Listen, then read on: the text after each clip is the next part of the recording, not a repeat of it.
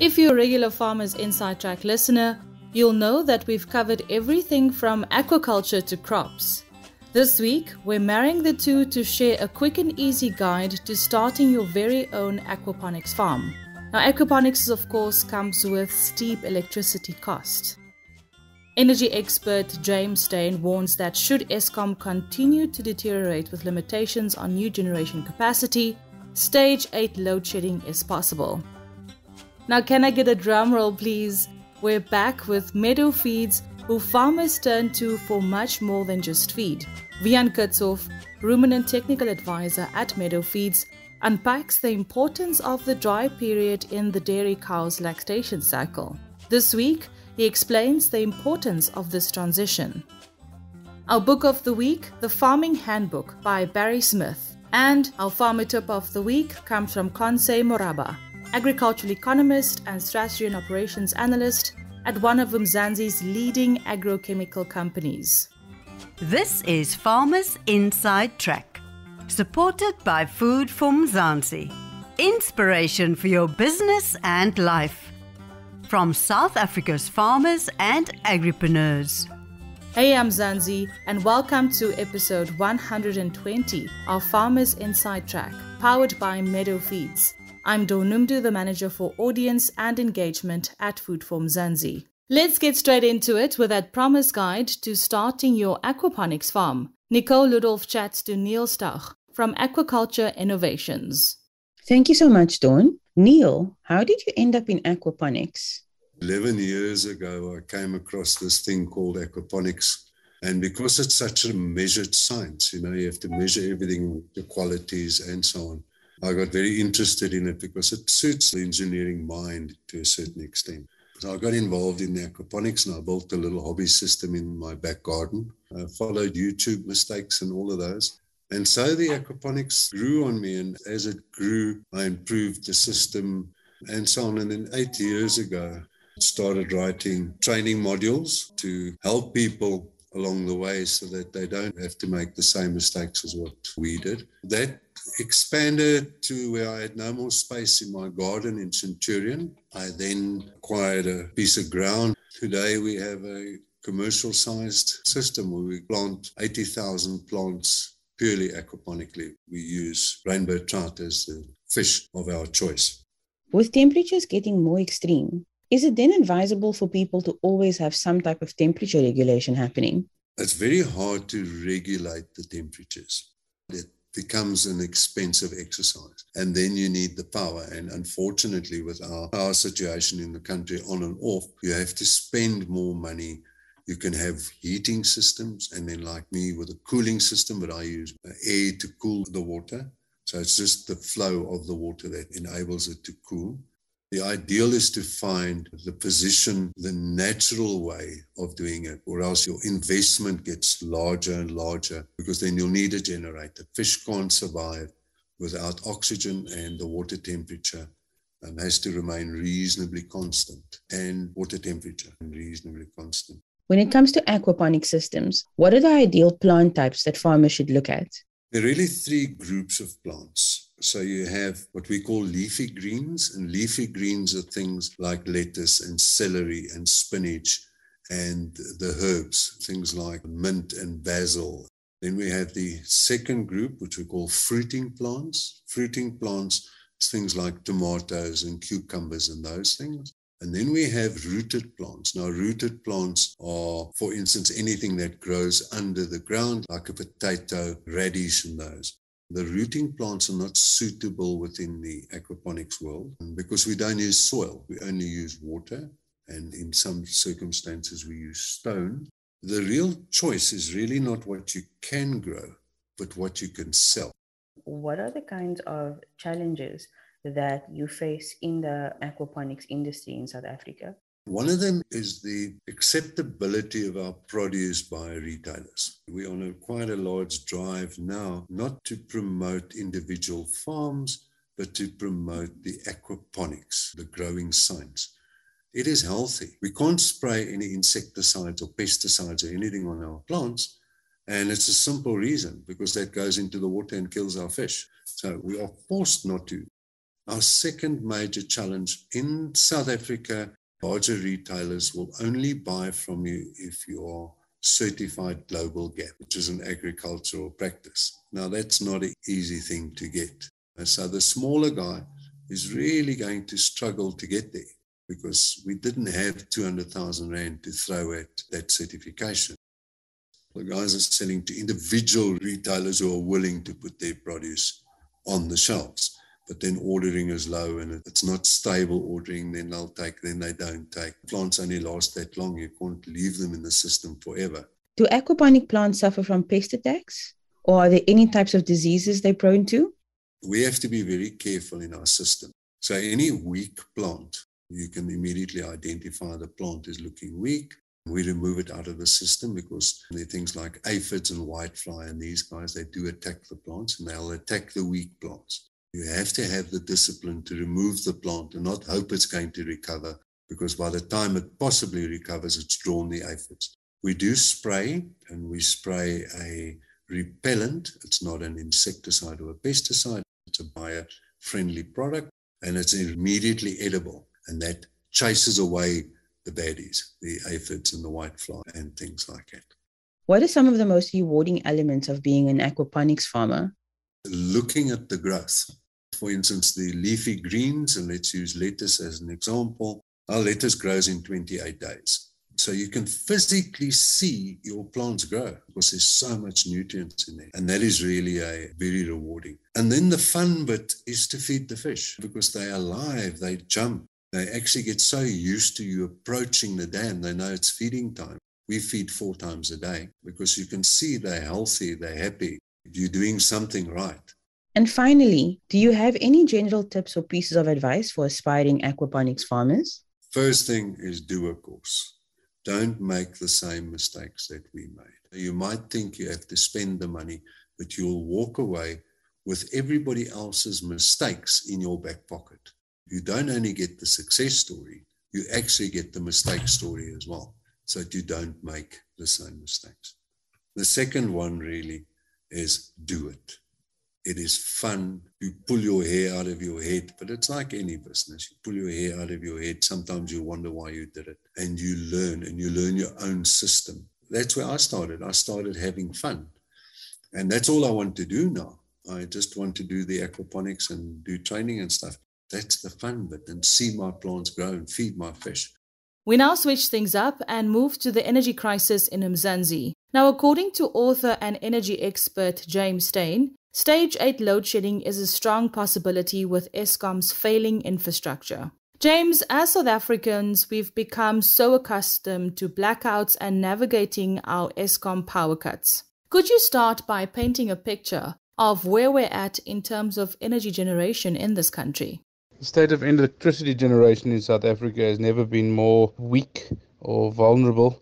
We've got about 46,000 megawatts of installed generation capacity in the country, of which around 25,000 is just a little bit more than half is actually available on a regular continuous basis. This means the availability factor, that is the key benchmark for electricity generation, is way below 70%. For Eskom to be able to ensure no load shedding, got to be above 70% generally. The moment it's trending around 60%, which is a very worrying situation. Additionally, we've had blackouts now since 2007. It is now 2022. And in the last 2 to 3 years, we have not had a single new megawatt of new generation capacity added to the grid. So it does seem that there's also a lack of urgency, particularly on the national government level, with regards to addressing the problem. And you don't build a new generation capacity overnight. So it is a massively concerning situation. We are seeing electricity power stations are getting increasingly older. The average age of Eskom's coal-fired power stations is above 40 years. Imagine you are driving a vehicle that's 40 years old. It's going to break down more often. It's going to be more unreliable. It's simply not going to be able to provide the amount of work that it's supposed to be doing or that it would have done if it was a new model. These are the factors that are massively concerning. How do we start changing our thinking to be less reliant on the main grid for energy in Mzansi? Is living off the grid possible for us? Let's talk about renewable energy and getting it set up. Is it expensive, especially for new farmers? It's going to be difficult to go off the grid in South Africa, I'd imagine.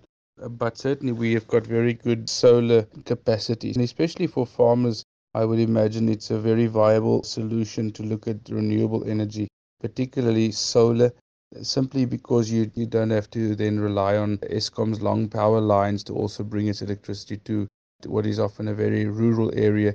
You might have cable theft that might be occurring that adds to the problem. So certainly getting off grid in a rural community, especially in a farming area, is a very good option to explore.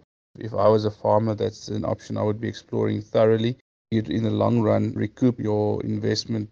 I'm confident of that.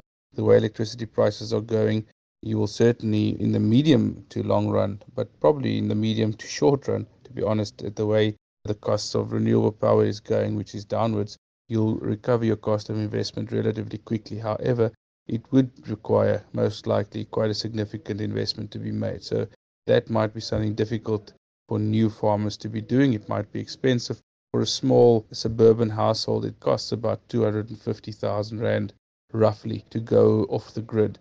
So that's a small suburban household running a refrigerator, a washing machine, electricity, like television, lights, microwave, basic things. And it's going to cost about 250,000 roughly. So for a farming operation, it might cost more than that, but in the long run, it is something that just makes sense. If you can do it, I would certainly recommend it. It's something to consider. Now, James, what happens if we continue on this trends with outages? Is stage 8 load shedding possible? Well, in the long run, we are not currently on a good trajectory. We have seen stage 6 load shedding, which was the worst that we've ever had. We've heard rumblings of stage 8. Given the global challenges at the moment, that's what's concerning, and which remains a massive unknown. The global challenges, in particular, the war in Europe, the challenges with gas and oil supply out of Russia, which is sending diesel and petrol and oil prices through the roof. It's not unlikely that stage 8 load shedding might be possible in the foreseeable future. Eskom is heavily reliant on its diesel-operated turbines, which they switch on when load shedding is imminent. And they are running and burning, I think the amount was 19 million liters of diesel per day when they are running those turbines. So it's massively expensive, and they just don't have the money to do it on a permanent basis and an ongoing basis, particularly if the price keeps increasing. So those are some of the concerning aspects, which means it's not entirely ridiculous to think that stage 8 might very well be likely. Now, any comments in closing? What should we be keeping top of mind as South Africans and farmers when it comes to energy generation in this country? Electricity is getting increasingly expensive in South Africa. It's just it's going to become increasingly unreliable. I think those are two indisputable facts, certainly for the short to medium term, and my concern is potentially for the longer term either. We are not seeing big investments coming to closure in terms of there's not one massive new power station being built at the moment. The last one that was started up was Medupi and Kusile power stations, which was started up in 2007 and 2008. Those power stations are still not completed and have multiple challenges, and now we are speaking about a 12-13 year process. So even if we start building new power stations today, they will definitely not be completed within the next 10 years. And we've already been hit with load shedding stage 6. We've got increasing diesel prices, which makes it very difficult for Eskom to continue running into their turbines as hard as they have. It's a very challenging situation at the moment. We've also got Eskom, which is pretty much a bankrupt and out of money. It's an entity that's making losses in excess of 20 billion Rand per year, which is enormous and unsustainable. So it's a very bleak situation. It's going to be very, very difficult to negotiate, and it's going to be something that all business sectors need to take cognizance of on a business continuity basis. There is some movement, however, in the independent sphere. We've seen municipalities like the city of Cape Town in particular being very vocal and very forward and pushing very hard to drive their own electricity procurement and generation. It's going to be interesting to see what those outcomes are. City of Cape Town projecting to be able to prevent load shedding in the city in the next 5 years and pushing very hard to do that. So if you have municipalities that are able to procure their own electricity and you have big businesses to do the same, we might see some positive news on that front. But certainly from Eskom's side, it's going to be very difficult to see a turnaround in the situation if it's left to them alone. Thanks so much for joining us here on Farmers Inside Track, energy expert James Steyn. You can read more on this topic on www.foodformzansi.co.za. Now we're back with our special feature with Meadow Feeds. And by the way, our recent article on dry cow management is now officially in the top 10 most read articles on Food for Mzansi. So the last time we spoke to Joubert Nolte, the National Technical Manager for Ruminants at Meadow Feeds, who unpacked the importance of the dry period in the dairy cow's lactation cycle. This week, Wihan Kitshoff, Ruminant Technical Advisor at Meadow Feeds, explains the importance of this transition. Wihan, great to have you with us here on Farmers Inside Track. Welcome. Thanks, Dawn. It's an honor to be here. Tell us a little bit about yourself. I'm Wihan Kitshoff, current Ruminant Technical Advisor at Meadow Feeds located in Paarl. Grew up on a farm in the Swartland between Mamasbury and Maritzburg. Graduated from the Stellenbosch University with a degree in animal science and animal production, and thereafter got the opportunity to start with Meadow Feeds. Today we're talking about the transition cow. In short, can you explain what is meant by that exactly? When talking about the transition cow, we are referring to the steam-up period, 21 days before calving, the actual calving when the calf is born, and the fresh period of the lactating cow. The cow undergoes a number of metabolic as well as physiological changes within this plus minus 46 days. When a cow is pregnant, nutrients are needed for the maintenance and growth of the uterus, the fetus, the fetal fluids, the placenta, and the uterine tissue, as well as other development. All these factors must be given proper attention, and the different nutritional requirements must be met with the different rations she receives. Now, Wihan, could you elaborate on the 3 phases that you've just mentioned? The first one is the steam up, 21 days before calving. Now, typically a dry period when a cow is not producing milk is around 60 days from the cow's previous lactation to the next. When referring to the steam up period, we are talking about the last 21 days of the dry period, just before calving. After lactation, when the cows are dried up, it takes about 25 to 30 days for the damaged mammary epithelial cells in the udder to renew. Also, the rumen microbial population must migrate from an energy-dense lactation diet that was fed to the cow during lactation to a low-density diet, typically higher in fiber in the dry period.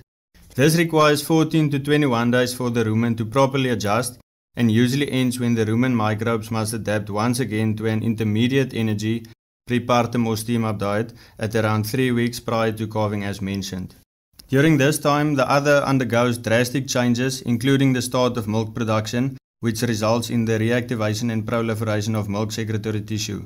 During this period of about 21 to 25 days, the udder is highly susceptible to infection. Now, Wihan, I really didn't understand that there were so many technical aspects. I knew that dairy production was intense, and a lot of farmers tell us that when we talk to them. But how would these infections come about? As pressure builds up in the udder in preparation for colostrum and milk production, the udder is not being evacuated yet. This causes leakage from quarters, allowing bacteria to penetrate the teat canal and cause infections such as mastitis. The termination of milk production is followed almost immediately by a period of rapid differentiation of the secretory tissue in preparation of the impending lactation as calving approaches. Fetal requirements take precedence over the cow's own requirements for tissue maintenance, as the cow partitions most of her energy and nutrient intake to a growing calf. Besides giving proper attention to diet composition, especially fiber and energy concentrations, I would argue that how we manage the cows and diet allocation are equally important. We could have the best formulated diet with the best ingredients, but if cows do not have access to it, the diet composition would be irrelevant. In growing herds especially, overcrowding during this critical phase can be a major challenge to cows. Thus, one of the main objectives during this period is not to only focus on diet composition, but also cow comfort in order to maximize dry matter intake. Wihan, I can see that you're a super expert on this, and I know that there's 2 more phases. What does the next 2 phases involve? The second one is the actual calving. Now, during this period, the cow's appetite for food decreases dramatically in the last 5 days before calving. Dry matter intake decreases to almost 0 in the last 2 days before calving, and the biggest challenge in this period is to get the cow to start eating again as soon as possible after calving. Then the fresh cow, 21 days after calving. The period from birth to 21 days post-calving is called the Fresco Phase and is characterized by a dramatic increase in nutrient requirements such as energy, the urgent need for dry matter intake to increase, and the functionality of the rumen to suddenly ferment an increased amount of starch in the fresh ration. Now, together with practices mentioned before, other practices that can increase dry matter intake and modulate stress are keeping the number of pen movements at the minimum possible, to decrease the stress associated with the re-establishment of pen social hierarchy. Many of the practices described may mediate stress and inflammation to some degree. However, there are specific practices around calving that may have a greater effect. It is found that cows that experience a difficult calving had an elevated inflammatory response in the days after calving and subsequently a higher risk of developing diseases compared to cows that have experienced a normal calving. Therefore, timely identification and proper assistance of cows experiencing a difficult calving is critical to decrease inflammation and stress during this time. Thus, the main objective in the fresh period is to supply the cow with the needed nutrition while being in a negative energy balance, but still maximizing milk yield for her following lactation. Now, Wihan, this sounds like a super sensitive process that needs to be watched very carefully. Let's talk about the feeding. What does the feeding of the transition cow entail? The steam-up phase is characterized by a gradual decrease in feed intake, as mentioned, while nutrient requirements increase because of a fetus growing inside the cow. During these 3 weeks before calving, the cow is preparing herself to start her next lactation. Without adequate nutrition and management, cows can calve, fade quickly and lose potential income. As said, the fresh cow phase is characterized by a dramatic increase in nutrient requirements, especially energy, the urgent need for dry matter intake to increase, and the functionality of the rumen to suddenly ferment an increased amount of starch. The post-calving phase is the most important and vulnerable period for dairy cows as her metabolic needs increase dramatically.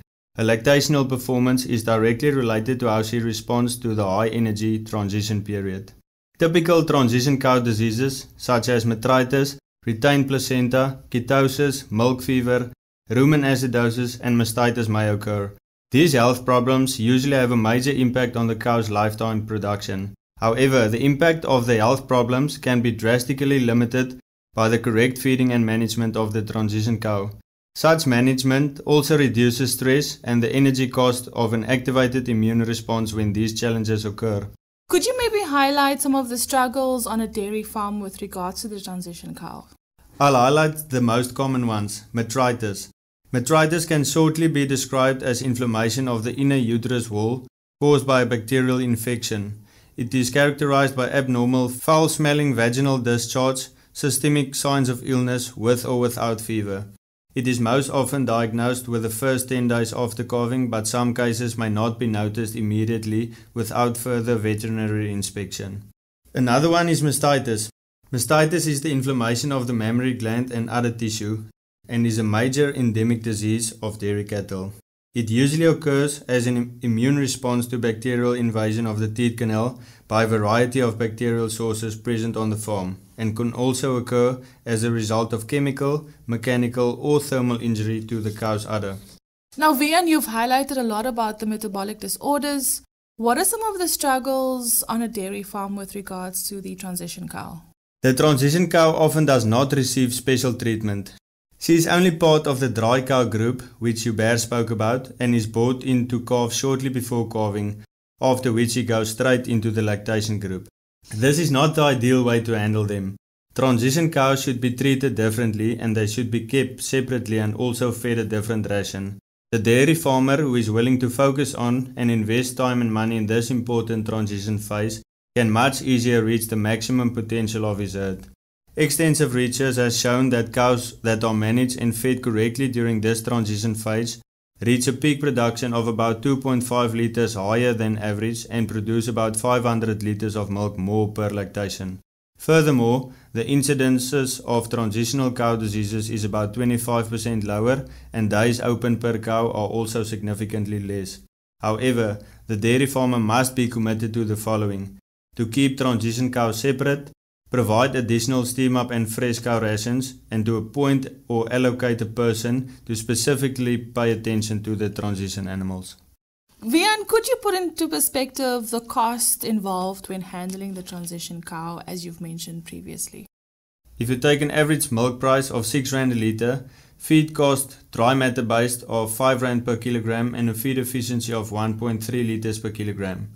The additional income would be 3,000 Rand per cow. The additional feed cost would be around 1,900 Rand, and the extra margin over feed cost would be around 1,000 Rand.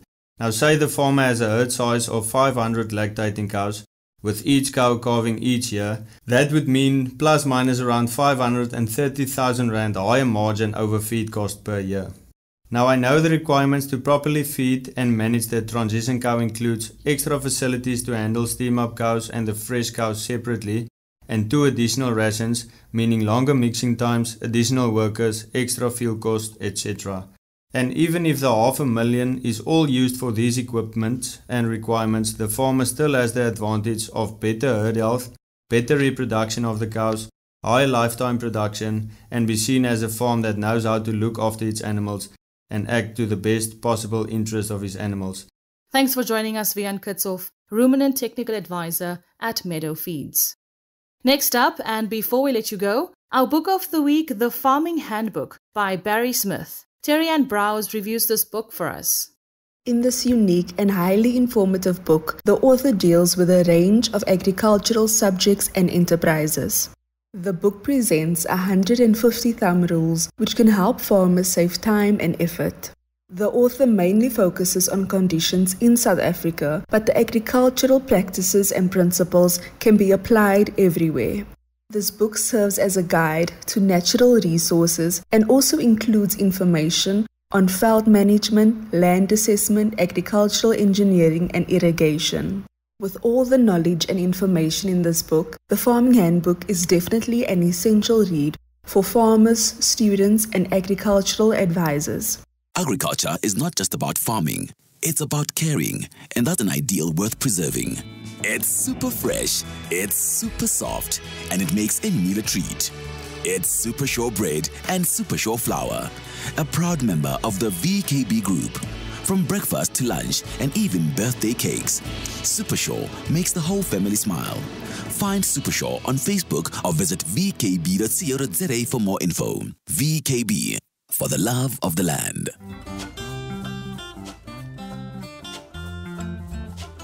Thanks, Terry-Ann. Now that definitely sounds like a must-read if you're a farmer in this game. Remember, if you'd like to review this book or perhaps you have a book suggestion, feel free to email us at info@foodformzansi.co.za. Now, before we let you go, our farmer tip of the week comes from Conce Moraba, agricultural economist and strategy and operations analyst at one of South Africa's leading agrochemical companies. She shares some of the most profitable small farm ideas every new farmer should know about. When we're talking small farmer, in order for you to start making that money, there's a lot of investment initially. Then there's years before the trees actually start to be in full production. There's a lot of investment in terms of finding the right trees, finding the right variety for your conditions. And also it's an economies of scale type of market. So when we're really looking at small farming ideas, I wouldn't say that it's not viable, but it's definitely going to take a lot of years before you start to see the fruits of your labor. So if you're going into that market, you need to have a bit of capital to start with, and you definitely have to have patience because, like I said, you start seeing only your full production around year 6, year 7. And our farmer tip of the week from agricultural economist Conce Moraba brings us to the end of this week's Farmers Inside Track, powered by Meadow Feeds. For daily inspirational stories about the farmers and agriculturalists to really go above and beyond to feed South Africa, visit foodformzansi.co.za or follow us on Facebook, Instagram, YouTube, Twitter, and plus don't forget to catch our weekly sessions on all things farming on Twitter Spaces called Gather to Grow. Remember, if you love this podcast, please rate it and share it with your friends, family members, and fellow farmers. And be sure to also check out our sister publication called foodforafrica.com for inspiration and news from across the continent. From me, Dawn Numdu, our producer Megan van der Vent, and the rest of the Food for Mzansi team, have a great week. Bye for now. Life in South Africa can be a lot. Scroll through Twitter for a minute and tell me I'm wrong. Thank God for South Africans though, right? We're inspiring, and even on the bad days, we fight back with a smile. That's why I love Food for Mzansi so much. We're not ashamed to celebrate the ordinary unsung heroes who work every day to put food on our nation's tables. Go to foodformzansi.co.za and never miss an inspiring story.